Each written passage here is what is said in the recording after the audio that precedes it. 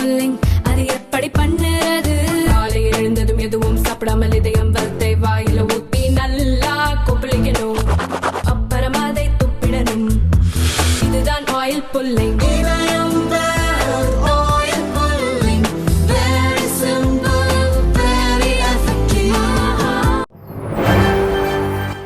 வணக்கம். செய்திச் சுருக்கம். ராஜ்யசபா லோக்சபாவில் எதிர்க்கட்சிகள் கடும் அமளி. பார்லிமெண்ட் பட்ஜெட் கூட்டத்தொடர் ஜனாதிபதி திரௌபதி முர்மு உரையுடன் ஜனவரி 31ஆம் தேதி துவங்கியது. பிப்ரவரி 1ஆம் தேதி 2025-26 நிதியாண்டுக்கான பட்ஜெட்டை நிர்மலா சீதாராமன் பார்லிமெண்டில் தாக்கல் செய்தார். பட்ஜெட் தாக்கல் முடிந்தவுடன் பிப்ரவரி 3ஆம் தேதி வரை அவை ஒத்திவைக்கப்பட்டது. இந்நிலையில் இன்று காலை 11 மணிக்கு லோக்சபா கூடியதும் மகா கும்பமேளா உயிரிழப்புகள் குறித்து விவாதிக்க வலியுறுத்தி எதிர்க்கட்சி எம்பிக்கள் அமளியில் ஈடுபட்டனர். ஒரு பக்கம் எதிர்க்கட்சிகள் கோஷம் எழுப்பிய நிலையிலும் மறுபக்கம் அவை நடவடிக்கைகள் தொடர்ந்து நடந்தது. அப்போது சபாநாயகர் ஓம் பிர்லா இருக்கையை சுற்றி எதிர்க்கட்சிகள் நின்று கொண்டு முழக்கமிட்டனர்.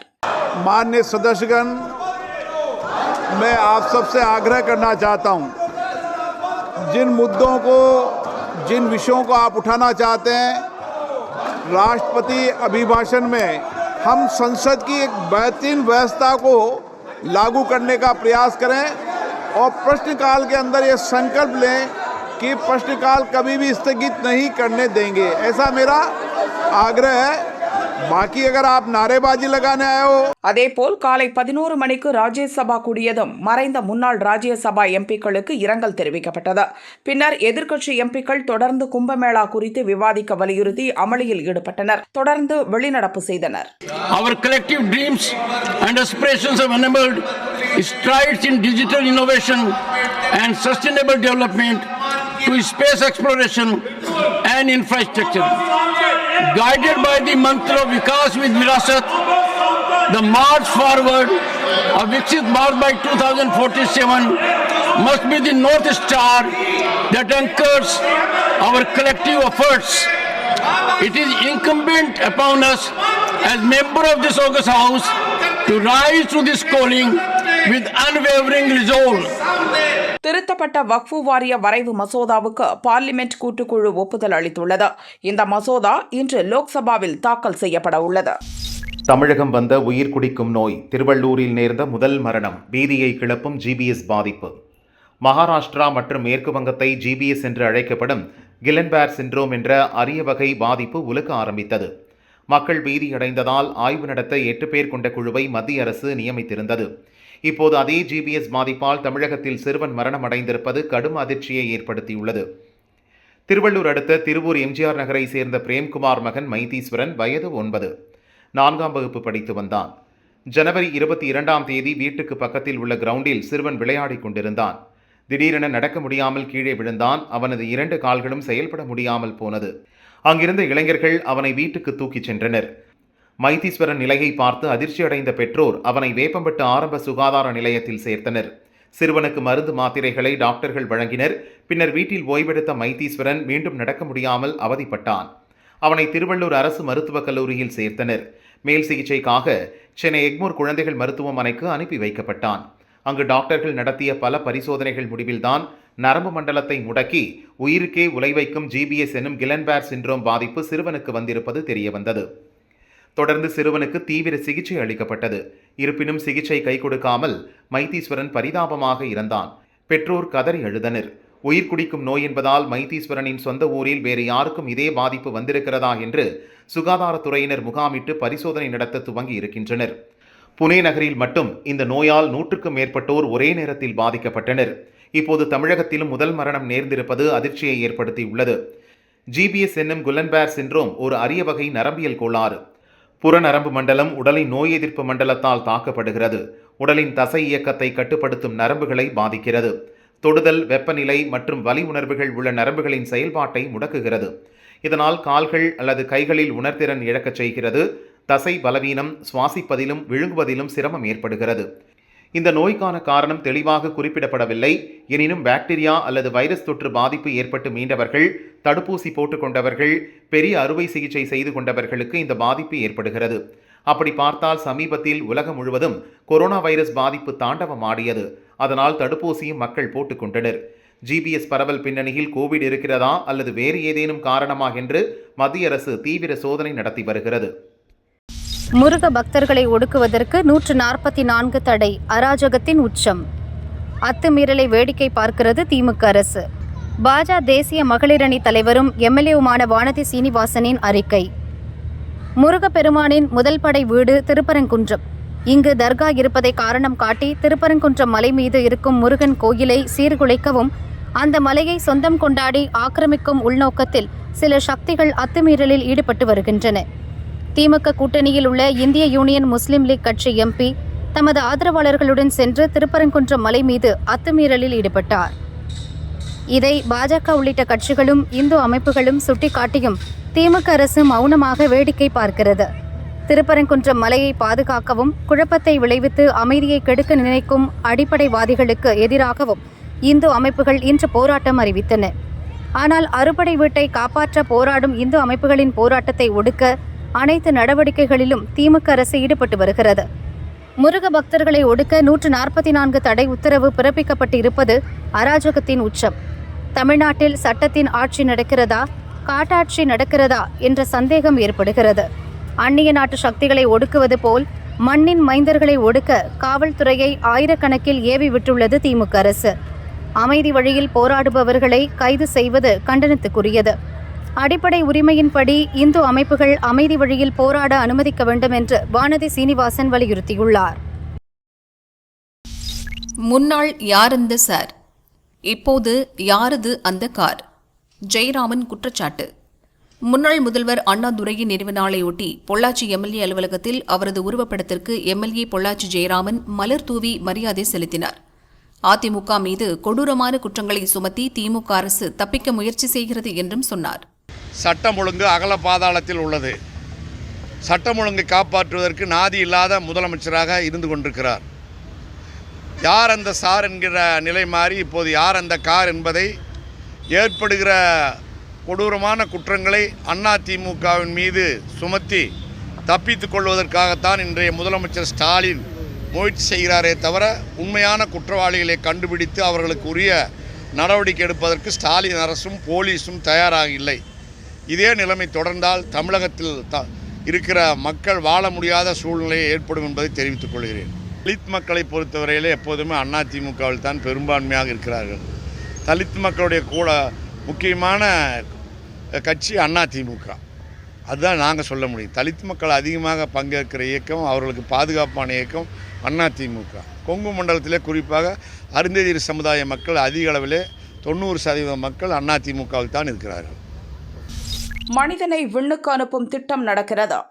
இந்தியா ஒரே ராக்கெட்டில் 104 செயற்கைக்கோள் அனுப்பி உலக அளவில் முதலிடத்தில் சாதனை பட்டியலில் இடம்பெற்றுவிட்டோம் என இஸ்ரோவின் தலைவர் நாராயணன் சொன்னார். சந்திரயான் 2 எல்லாம் கேட்டீங்க.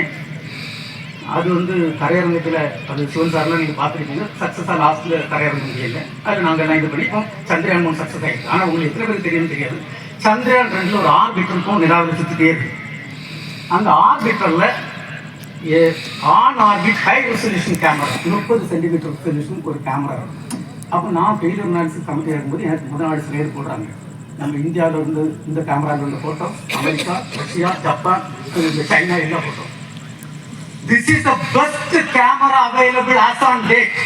இதுதான் உலகத்தில் உள்ள பெஸ்ட் கேமரா. நிலாவில் உள்ளது இந்திய நாட்டுக்குள்ள கேமரா. அதான் பெஸ்ட் போட்டோ. அப்படி சந்திரயான் 3 ஆகஸ்ட் 23, 2023 சக்சஸ் ஆகி அதை பார்க்கணும். 6077 km/h சுற்றி சந்திரயான் காலை அது 8 நம்ம இந்த ஏர்கிராஃப்ட் மாதிரி 8 பங்கு ஸ்பீடு, அந்த ஸ்பீடில் சுற்றிட்டு. அண்ணாதுரை நினைவு தினம், திமுகவினர் அமைதி பேரணி. தமிழக முன்னாள் முதல்வர் அண்ணாதுரையின் 56வது நினைவு தினத்தை ஒட்டி சென்னையில் திமுகவின் அமைதி பேரணி நடைபெற்றது. வாலாஜா சாலையில் உள்ள அண்ணா சிலை அருகிலிருந்து முதல்வர் ஸ்டாலின் தலைமையில் தொடங்கிய பேரணி மெரினா பீச் அண்ணா சதுக்கத்தை சென்றடைந்தது.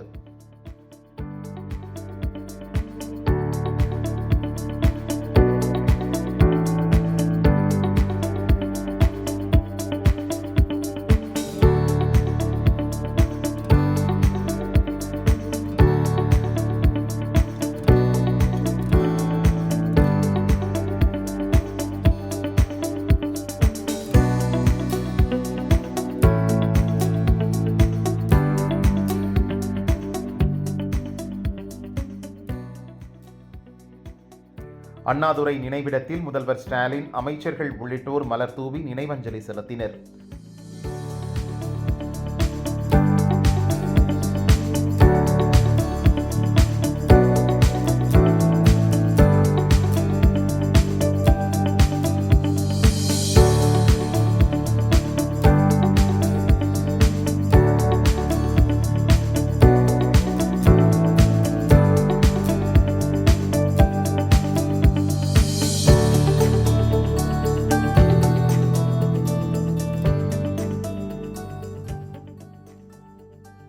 காஞ்சிபுரத்தில் எம்எல்ஏ சுந்தர் தலைமையில் திமுகவினர் பேரணி நடத்தினர்.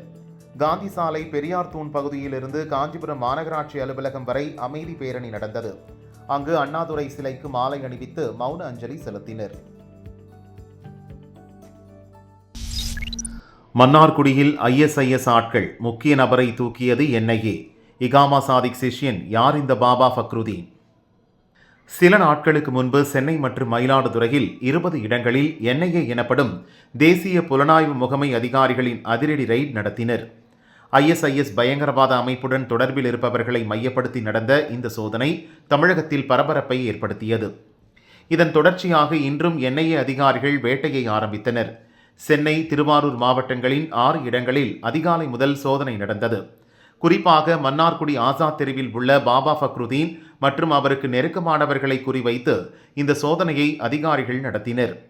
சோதனை முடிவில் தடை செய்யப்பட்ட பயங்கரவாத அமைப்புகள் தொடர்பான ஆவணங்கள், பென்டிரைவ், வங்கிக் கணக்கு புத்தகங்களை கைப்பற்றினர்.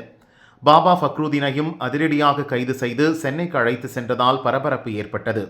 கிலாஃபத் மற்றும் ஹிஸ்புல் தஹ்ரீனா போன்ற அமைப்புகள் மூலம் பாபா ஃபக்ருதீன் பயங்கரவாதிகளுடன் தொடர்பில் இருந்ததாகவும், சமூக வலைதளங்களில் தொடர்ச்சியாக மத மோதல்களை உண்டு பண்ணும் விதமாக செயல்பட்டதாலும் அவரை கைது செய்ததாக முதல்கட்ட தகவல் வெளியானது. இந்த ரெய்டுக்கும் சில நாட்கள் முன்பு நடந்த ரெய்டுக்கும் முக்கிய தொடர்பு உள்ளது. அந்த சோதனையின் போது சென்னையில் அல்ஃபசீத் என்பவனை NIA டீம் அதிரடியாக கைது செய்தது. அவனது சொந்த ஊர் மயிலாடுதுறை மாவட்டம் திருமுல்லைவாசல். சென்னையில் ஆம்புலன்ஸ் டிரைவராக வேலை பார்த்து வந்ததோடு ISIS பயங்கரவாத அமைப்புடன் நெருக்கம் காட்டி வந்தான். குறிப்பாக பல்வேறு துணை அமைப்புகள் மூலம் ISIS பயங்கரவாத அமைப்புக்கு தீவிரமாக ஆள் திரட்டி வந்தான். இகாமா சாதிக் என்ற சாதிக் பாட்ஷாவை தனது மானசீக குருவாக ஏற்று அவன் கற்றுக் கொடுத்த பாதையில் பயணித்தான் என்று NIA அதிகாரிகள் கூறினர். இதே இகாமா சாதிக்கின் சீடராக தான் இப்போது கைதாகி இருக்கும் பாபா ஃபக்ருதீனும் செயல்பட்டு வந்ததாக NIA அதிகாரிகள் கூறுகின்றனர். இகாமா சாதிக் சாதாரண ஆள் இல்லை. நம் நாட்டின் இறையாண்மைக்கு எதிராக தொடர்ச்சியாக செயல்படக்கூடியவன். மயிலாடுதுறை அருகே உள்ள நீடூர் தான் அவனது சொந்த ஊர். துபாயில் வேலை பார்த்தபோது IS பயங்கரவாதிகளுடன் அவனுக்கு நெருங்கிய தொடர்பு ஏற்பட்டது. பின்னர் ஊர் திரும்பியதும் இகாமா என்ற அமைப்பை ஆரம்பித்தான். கிலாஃபத் பார்ட்டி ஆஃப் இந்தியா, கிலாஃபத் இந்தியா முன்னணி போன்ற அமைப்புகளையும் நடத்தினான். இதன் மூலம் சிறுவர்கள், இளைஞர்களுக்கு ஆயுத பயிற்சி அளித்தான். பயங்கரவாத அமைப்பில் சேர மூளைச்சலவை செய்தான். போலீஸை துப்பாக்கியால் சுட்டு கொலை செய்ய முயன்ற வழக்கில் கைதானான். உஃபா உள்ளிட்ட சட்டப்பிரிவுகளிலும் அவன் மீது நடவடிக்கை எடுக்கப்பட்டது. அவன் ஆரம்பித்த அதே கிலாஃபத் அமைப்பில் பாபா ஃபக்ருதீன் உறுப்பினராக செயல்பட்டு வந்ததும் தெரியவந்தது. இகாமா சாதிக்கின் ஆதரவாளர்கள் இன்னும் பலர் இருக்கலாம் என்று சந்தேகிக்கிறோம். அவர்களை குறிவைத்தும் வேட்டை தொடரும் என்று NIA வட்டாரம் கூறியது. உலக செஸ் சாம்பியனுக்கு அதிர்ச்சி தந்த பிரக்ஞானந்தா கடைசி 10 நொடியில் காட்டினார் ராஜதந்திரம். டாடா ஸ்டீல் மாஸ்டர்ஸ் சர்வதேச செஸ் போட்டி நெதர்லாந்தில் நடைபெற்றது. 13 சுற்றுகள் கொண்ட இந்த போட்டியில் 12வது சுற்று நேற்று முன்தினம் நடைபெற்றது. உலக சாம்பியன் குகேஷ், ஜோர்டான் நாட்டைச் சேர்ந்த வான் ஃபாரிஸ்ட் ஆகியோர் ஆடிய ஆட்டம் டிராவில் முடிந்தது. மற்றொரு 12வது சுற்றுப் போட்டியில் தமிழகத்தின் கிராண்ட் மாஸ்டர் பிரக்ஞானந்தா செர்பியாவின் அலெக்சியை தோற்கடித்தார். தமிழகத்தைச் சேர்ந்த குகேஷும் பிரக்ஞானந்தாவும் தலா 8.5 புள்ளிகளுடன் சமநிலையில் இருந்தனர். 13வது சுற்றில் குகேஷும் பிரக்ஞானந்தாவும் தங்கள் ஆட்டத்தில் தோற்றனர். இருப்பினும் இருவரும் சம புள்ளிகளுடன் முதலிடத்தில் இருந்தனர். வெற்றியாளரை தீர்மானிக்க டை பிரேக்கர் போட்டி நடத்தப்பட்டது. விறுவிறுப்பாக நடந்த ஆட்டத்தின் கடைசி 10 நொடிகளில் குகேஷின் நகர்த்தலை சாதகமாக பயன்படுத்திக் கொண்டு பிரக்ஞானந்தா வெற்றி பெற்றார்.